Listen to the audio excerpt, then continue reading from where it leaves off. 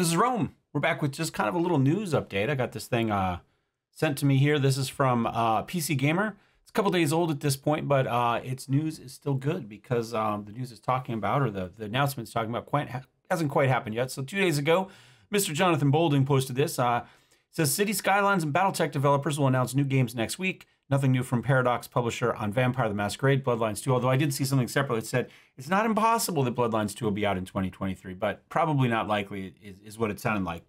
Anyway, publisher Paradox Interactive will have an announcement stream next week. It's on the 6th, I believe, showing off what their internal and published studios will be up to in 2023, involving reveals of at least 2 brand new games and a teaser for a third. These 2 new games will be from Hairbrained Schemes, the studio behind the Shadowrun RPG trilogy, and Battletech. In colossal order, the developers behind the runaway city building hits City Skylines. All 3 of those games I have put many, many hours into. City Skylines has been a wildly successful game, stepping into the void left after the collapse of the SimCity franchise, a franchise I've loved. Skylines went on to sell more than 12 million copies early 22, while spawning a thriving modding scene and selling dozens of DLC packs and expansions. Battletech, meanwhile, was a strategy gaming dark horse, leveraging a once thriving game setting. Beating all expectations of quality, it's led to a 5-year renaissance of a nearly 40-year-old setting of tabletop and computer games, including the venerable Battle MechWarrior series. Now, MechWarrior Online came out before Battletech did.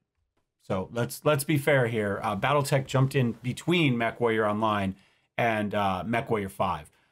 So yeah, it's not the one that led the renaissance. It's merely one that was part of said renaissance. So credit where credit is due here.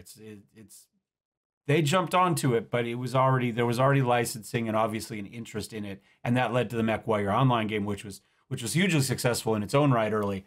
And then Battletech kind of came in and said, "Well, do you like that? But you're not really into PvP, and you want some more of the strategy, a little bit more like the game, right? The tabletop." But I also think that there's been a resurgence in tabletop gaming just in general over the years. Partly driven by the uprise of 3D printers and the fact that miniatures, accessibility to miniatures, more freedom, costs being significantly better if you can print your own, has led to a huge resurgence in these games just in general. Because, you know, while Battletech was dealing with the unseen mechs and all the lawsuits, and you know what, I could go to my 3D printer, and if I wanted one of those mechs, if I wanted a rifleman, I could print a rifleman, right? I didn't have to rely on them to figure out their crap and figure out what's going on and make it available for me again. I could just go print what I wanted to print.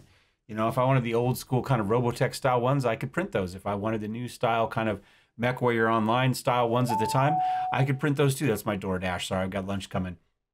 If you hear the little beeps in the background, you know, we could do that. So I think the 3D printing really helped lead to a huge renaissance in this as well. And while the games have really, you know, I know Piranha has personally gone after some people selling miniatures that are used for the MechWarrior online video or tabletop that they feel were a little close to their own designs and IPs. I have a friend that was part of that until recently. 3D printing, had a 3D print farm and sold miniatures. I believe that a huge part of that renaissance is due to that technology. So it's kind of bite the hand that feeds you in some extent. So anyway, Battletech was a great game. It did, I think, beat expectations. But to claim that it's the one responsible for the success of Battletech and MechWarrior is a little bit silly. 2023 Paradox announcement show will take place on Paradox Interactive's Twitch and YouTube channel Monday, March 6th. I think that's my guess there a minute ago.